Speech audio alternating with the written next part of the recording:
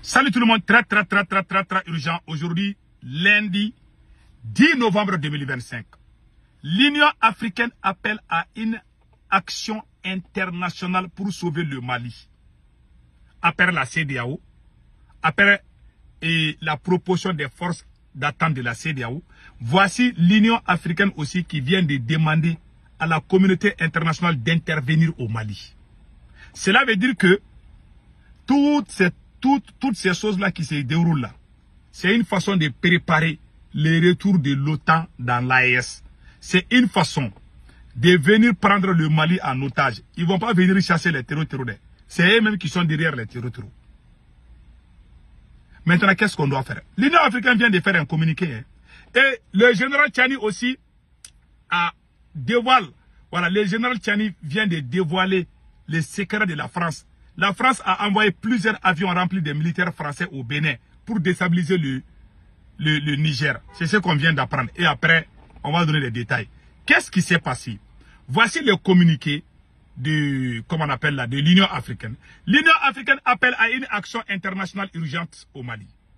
Le président de la commission de l'Union africaine, Mahamoud Ali Youssouf, dans un communiqué date du 9 novembre 2025, a exprimé sa profonde préoccupation face à la détériorisation rapide de la situation sécuritaire au Mali, où des groupes armés terror ont imposé des blocus. Constatant la détériorisation rapide de la situation sécuritaire au Mali, où des groupes armés terror ont posé des blocs, le président de la commission a exprimé sa profonde préoccupation. Il a condamné fermement les attaques ciblant des civils innocents qui ont entraîné les pertes humaines inacceptables et amplifié l'instabilité dans les zones affectées. Il réaffirme sa solidarité avec le gouvernement et le peuple malien ainsi qu'avec les familles des victimes. Il a aussi réitéré l'engagement constant de l'Union africaine en faveur de la paix, de la sécurité et du développement dans le Sahel. Le président de la commission a condamné également l'enlèvement récemment survenu, notamment celui de 3 ressortissants égyptiens, et appelle à leur libération immédiate. Mahamoud Ali Youssouf a rappelé dans son discours que de telles pratiques constituent de graves violations des droits humains et du droit international. Il a en outre appelé à une réponse internationale forte, coordonnée et cohérente pour lutter contre les terroristes et l'extrémisme violent. C'est-à-dire qu'il veut qu'une force internationale vienne au Mali. Il dit qu'il soutient les autorités maliennes, il condamne ce qui se passe. C'est l'OTAN qui veut retourner au Mali. C'est ça, hein? C'est le plan. Voilà. Youssouf Ali, voilà. Il a en outre appelé à une réponse, voilà. Youssouf Ali, voilà. Mahamoud Ali Youssouf a enfin réaffirmé la pleine disponibilité de l'Union africaine à accompagner le Mali ainsi que l'ensemble des pays du Sahel dans cette phase particulière. Voilà. Donc, l'Union africaine propose au Mali qu'elle veut aider le Mali. Elle appelle la communauté internationale à envoyer une force internationale au Mali. Eh mes frères et sœurs, il ne faut pas accepter.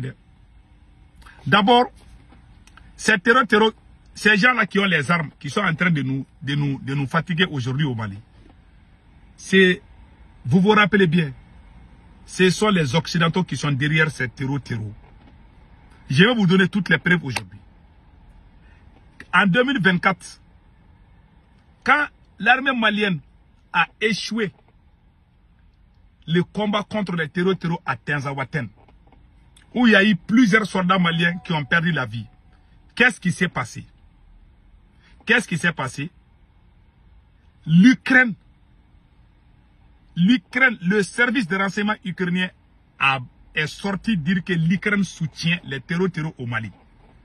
Qui donne les armes à l'Ukraine? Ce sont les Occidentaux. La même Ukraine dit qu'elle soutient les terroristes au Sahel, plus particulièrement au Mali.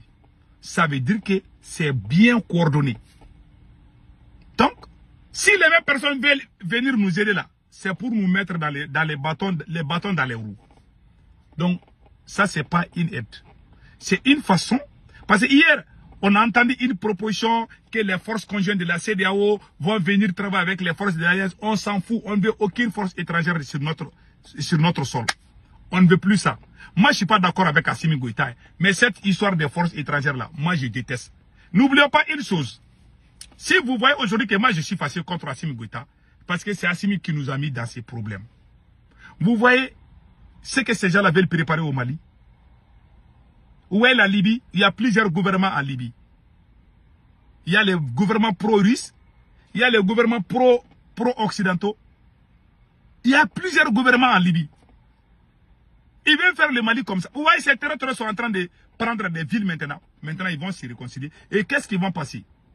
Les Occidentaux là, si Assimi Goïta ne fait pas quelque chose urgemment, je vous donne un mois. Ces gens-là vont venir au Mali.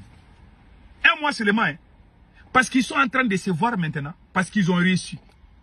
Les ennemis du Mali ont réussi à séparer Assimi Goïta au M5 RFP.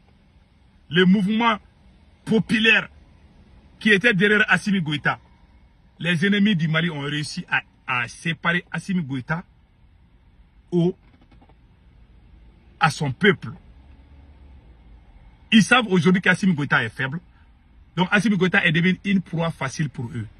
Donc ils sont en train de se parler. Tous les médias français, RFI, France 24, TLC, et je ne sais pas, et BFM TV, tous ces médias sont en train de crier que le Mali est sur le point de tomber. Ils ont appelé leurs ressortissants de quitter le territoire malien. Maintenant, ils veulent amener leurs militaires au Mali. Ils vont faire comment? Ils vont passer par la CEDEAO, ils vont passer par l'Union africaine. Et si ça ne va pas, ils vont venir. Il y a des gens qui vont nous dire, non, ils ne peuvent pas venir parce que les Russes sont là. Ils ne vont même pas demander les Russes, ils vont venir. Quand ils vont venir là, ils vont aller s'emparer là où il y a les pétroles, là où il y a l'or, là où il y a les ressources. Ils vont faire la même chose comme en Libye.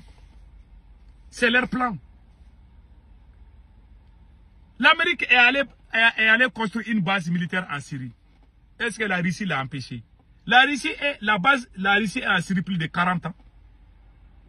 Si l'Amérique veut aujourd'hui, elle va venir s'installer au Mali. Personne ne peut l'empêcher. Personne. Parce que le peuple, la majeure partie du peuple n'est plus avec Assimi Goïta. Ils savent ça. Ils sont intelligents. Quand ton peuple est avec toi là, ils ne vont jamais parler de ton peuple. Est-ce que vous les voyez en train de dire ça la même chose au Burkina Faso? Non. C'est le nom du Mali qui est dans leur bouche. Ils veulent faire tomber le Mali et le Niger. Parce que le général Tchani a dit qu'il y a les Français, il y a beaucoup de militaires français qui sont en train d'arriver au Bénin, juste pour préparer la déstabilisation du Niger. Donc, ce sont ces Occidentaux qui ont financé ces terroristes. Maintenant, ils veulent vraiment avoir des bénéfices. Les bénéfices, c'est quoi? C'est d'amener leur armée. Tous ces gens qui sont là, sur les motos là, ils sont financés par les Occidentaux. Ce n'est pas caché. Le cas de la Syrie est un exemple. Donc, ils ont bien financé, ils sont en train de réussir. Maintenant, ils veulent venir et vraiment prendre les bénéfices. C'est tout. Les fruits là de leur travail là, c'est de diviser le Mali maintenant. Parce qu'ils ont dépassé où? Ils ont dépassé beaucoup d'argent pour les terreaux là. Ils ont amené beaucoup de choses. Maintenant, eux-mêmes, ils veulent venir maintenant. C'est leur stratégie. Qu'est-ce qu'Assimi Goïta doit faire maintenant? Rapidement. Vous savez, Assimi Goïta doit, les généraux qui sont arrêtés là, ou radiés là, et les officiers, les soldats maliens qu'Assimi Goïta a mis en prison, il doit les libérer tous. Libérer les prisonniers politiques. Annuler les décrets qu'il a signés et faire un discours patriotique. Nous tous, on va soutenir Assimi Goïta. Si Assimi Goïta ne fait pas ça, il y a deux choses qui risquent d'arriver au Mali. Soit les Occidentaux vont intervenir. En ce moment, Assimi Goïta ne va pas échapper. Où est la CPI, l'affaire de la CPI là? Ils vont vous amener à la CPI. Si jamais ces gens-là viennent, ils vont vous amener à la CPI. N'oublions pas cela. Il y a les trucs de la CPI contre vous, n'est-ce pas? Ils vont vous amener à la CPI. Deuxièmement, si ces gens-là viennent, ils vont diviser le Mali en plusieurs petits morceaux. Ils ne vont jamais combattre les terroristes. C'est eux, même les terroristes, ils ne vont pas les combattre. Ils vont venir diviser le Mali, c'est tout. Le Mali est très riche. Tout c'est pour là parce que le Mali est riche. Les pays pauvres où il n'y a pas de ressources, vous ne verrez jamais les terroristes là-bas. Ils sont dans les pays où il y a tout. Et regardez le cas du Soudan. Partout où il y a la guerre là, les pays où il y a la guerre là, c'est parce qu'il y a des ressources là-bas. C'est à cause de ça. Maintenant, si vous voyez que les petits gars en moto là viennent bloquer les routes là, les soldats russes sont là au Mali. Il y a 4000 soldats russes au Mali. Y compris des pilotes. Pourquoi la Russie ne réagit pas? Parce que la Russie a parlé à Assimi Goïta de se réconcilier avec les opposants modérés. Assimi a refusé. La Russie a lâché Assimi Goïta, mais la Russie n'a pas lâché le Mali. Parce qu'il faut faire la différence. La Russie a lâché Assimi Goïta. Poutine sait qu'Assimi Goïta est un traître. Vous savez pourquoi Bachar Assad est tombé? Le président, il y a eu une réunion secrète entre le président syrien, Bachar Assad, le président russe, Vladimir Poutine, et le président iranien. Il y a eu une réunion entre ces trois nations. Ils ont dit à Bachar Assad de se réconcilier. Parce que la plupart des Syriens, le président Assad avait emprisonné beaucoup de gens. Poutine a dit de libérer et faire la paix avec des opposants modérés. Parce qu'il y a des opposants qui étaient avec les terreaux. Tu ne peux pas faire la paix avec eux. Mais les opposés, il y a des gens qui n'aimaient pas Bachar Assad, mais qui n'étaient pas des terreaux. Mais Bachar Assad les arrêtait. La prison était remplie partout en Syrie. Donc le peuple, la majeure partie du peuple, ils sont tous allés se rallier au terreau. Mais la Russie a dit à Bachar de faire la paix avec des opposants modérés. Quand Bachar a refusé là, l'Iran avait 30 000 hommes en Syrie. L'Iran a commencé à évacuer et il ne peut plus. Parce que l'armée ne se battait plus. C'est le même scénario au Mali. L'Iran avait 30 000 hommes à Alep. L'Iran a évacué. L'Iran a quitté la Syrie.